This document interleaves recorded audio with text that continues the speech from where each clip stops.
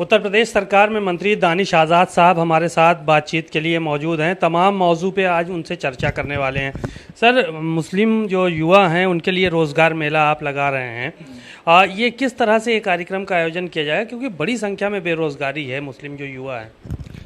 देखिए, उत्तर प्रदेश में जब से योगी सरकार आई है, हमने नौजवानों को, यहाँ के युवाओं को अच्छी शिक्षा, अच्छे रोज़गार देने का काम किया है।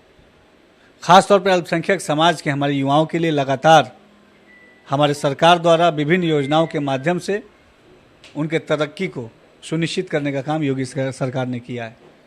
उसी दिशा में हम सेवा योजन विभाग के साथ मिलकर अल्पसंख्यक कल्याण विभाग, जो अल्पसंख्यक बहुल क्षेत्र हैं, ऐसे क्षेत्रों में रोज़गार मेले लगाकर वहाँ के हमारे अल्पसंख्यक समाज के नौजवानों को रोज़गार से जोड़ने का काम करेगा। अल्पसंख्यक बहुल क्षेत्रों में अच्छी से अच्छी कंपनियां आएंगी, वहाँ रोज़गार मेले आयोजित होंगे और वहाँ पे इंटरव्यू होके वहीं उनको हम ऑफ़र लेटर भी देंगे। इसके साथ साथ जो विभिन्न योजनाएं जैसे MSME है, कौशल विकास के तमाम स्कीम्स हैं, उनके भी वहाँ पे स्टॉल्स लगे रहेंगे, ताकि जो ऐसे युवा जो नौकरी के बजाय जो खुद का बिजनेस शुरू करना चाहते हैं, तो उनके लिए MSME हो गया, स्टार्टअप हो गया, ऐसे स्टॉल्स भी लगे रहेंगे, ताकि कैसे उनको आसानी से उन बिज़नेस में शुरू करने में उनको सुविधाएं मुहैया कराई जा सकें। ये चीज़ें सरकार सुनिश्चित करेगी और हमारा संकल्प ये है कि हमारे युवाओं को अच्छा रोज़गार, अच्छी शिक्षा, बेहतर भविष्य मिले, ताकि वो मुल्क के तरक्की में अपना योगदान करें। और इसके लिए योगी सरकार ईमानदारी से काम कर रही है। ईमानदारी से काम करने की बात आप लगातार कह रहे हैं कि योगी सरकार, लेकिन कहीं ना कहीं विपक्ष के जो नेता हैं वो सवाल खड़े कर रहे हैं कि बजट नहीं आप अलाउ कर रहे हैं। जो अल्पसंख्यक समाज को जितना बजट मिलना चाहिए, अगर आबादी के हिसाब से देखा जाए तो ₹1.22 के हिसाब से बजट प्रति व्यक्ति जो है वो मिल रहा है। ऐसे में कैसे विकास होगा बच्चों का या कौम का? देखिए, गलत तरीके से आंकड़े तोड़ मरोड़ के पेश करने से और अपनी राजनीति को चमकाने के एजेंडे से काम करने से किसी का भला नहीं होने वाला है। 800 करोड़ का स्कॉलरशिप का केवल हमारा बजट है, ठीक है। और हम स्कॉलरशिप का बजट हो, चाहे इंफ्रा का बजट हो, अल्पसंख्यक बहुल क्षेत्रों में प्रधानमंत्री जन विकास कार्यक्रम के माध्यम से सैकड़ों करोड़ के काम हो रहे हैं। बरेली में एक यूनानी कॉलेज बन रहा है जो 125 करोड़ का है। रामपुर में करीब 98 करोड़ का एक इंफ्रा तैयार हो रहा है अल्पसंख्यक बहुल क्षेत्र में।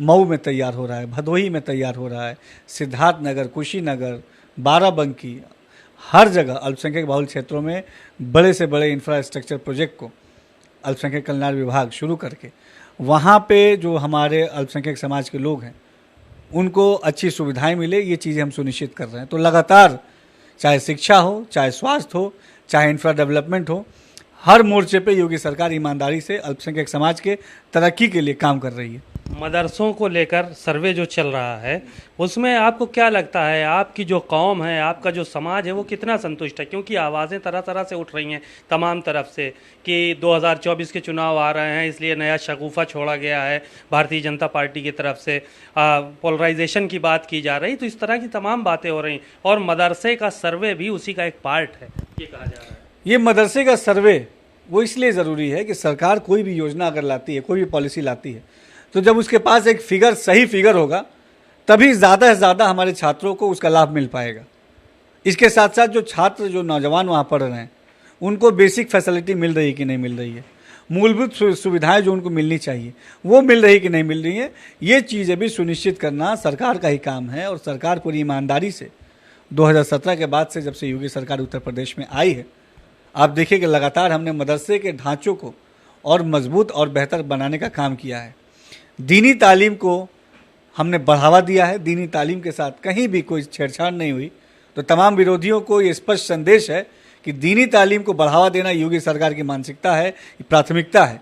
लेकिन दीनी तालीम के साथ साथ आधुनिक शिक्षा भी हमारे नौजवानों को मिले, ये भी हमारी मंशा है। और दीन और आधुनिक शिक्षा दोनों का एक बैलेंस रूप हमारे युवाओं को मिले, ताकि वो दीन के साथ साथ दुनिया में भी कमाल कर सकें, वो समाज में आगे जाएं, समाज के मुख्य धारा से जुड़ें और हमारे कौम का नाम और हमारे मुल्क का नाम रोशन करें। कौम का नाम रोशन करने की आप बात कह रहे हैं, कौम के हित की बात कर रहे हैं। आरोप ये भी है आपके ऊपर कि कहीं ना कहीं जो मुस्लिम जो कौम है पूरी, उसके जो मदरसे हैं, वहाँ के जो छात्र हैं या मुदर्रिस हैं, जो भी पढ़ाने वाले हैं, उन लोगों को कहीं ना कहीं मानसिक प्रेशर दिया जा रहा है इस सर्वे के ज़रिए।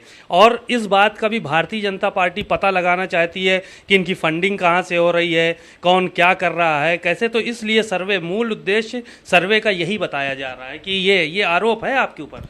मूल उद्देश्य सर्वे का ये है कि हमारे छात्र, हमारे नौजवान, जो हमारे कौम का भविष्य है, उनको बेसिक सुविधाएं मिल रही कि नहीं मिल रही हैं, उनके बेहतरी के लिए कैसे सरकार अच्छे से अच्छा काम करेगी।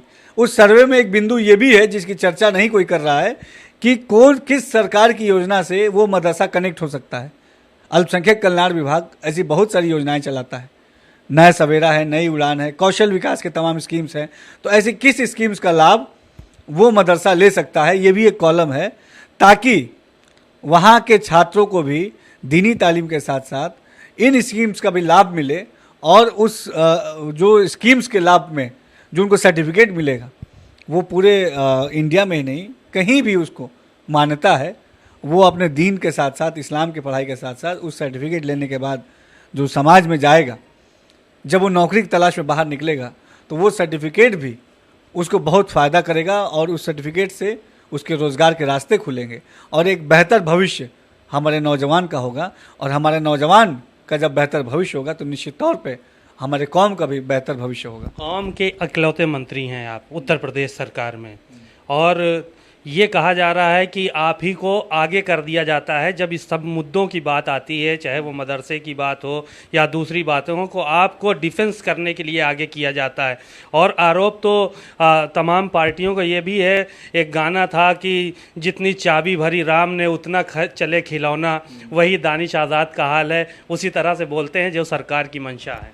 सरकार की मंशा के अनुरूप ही हम काम करते हैं, इसमें एकदम निश्चित कोई भी ये कहने में गुरेज नहीं है। और सरकार की मंशा स्पष्ट है। सरकार की मंशा यह है कि नौजवानों के हाथ में रोजगार हो।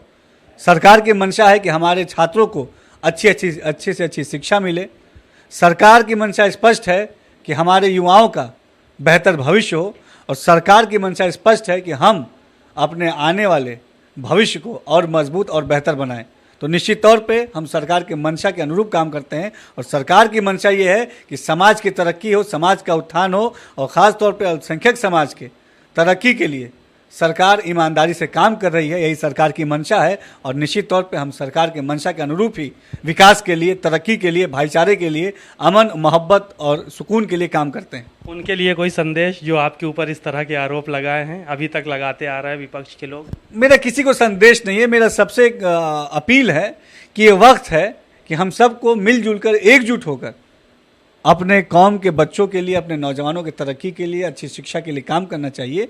और कई ऐसे मुद्दे होते हैं जिस पर निश्चित तौर पर राजनीति नहीं होनी चाहिए। शिक्षा, बेहतर भविष्य, अच्छा रोजगार, ये उन्हीं मुद्दों में से एक है। और अगर सरकार उस दिशा में कोई ठोस और सार्थक कदम उठा रही है तो सबको सकारात्मक भाव से इन चीज़ों को लेना चाहिए।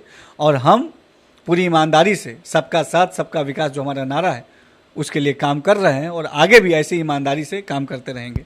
बातचीत के लिए शुक्रिया। आपने सुना दानिश आज़ाद साहब को, उत्तर प्रदेश सरकार में मंत्री हैं। बड़ी ही बेबाकी के साथ उन्होंने अपनी बातें रखी और साफ तौर पर कहा कि शिक्षा जैसे मुद्दों पे सभी को एक साथ होना चाहिए ताकि कौम की तरक्की हो सके, उनकी फलाही के लिए हम लोग आगे भी काम कर सकें।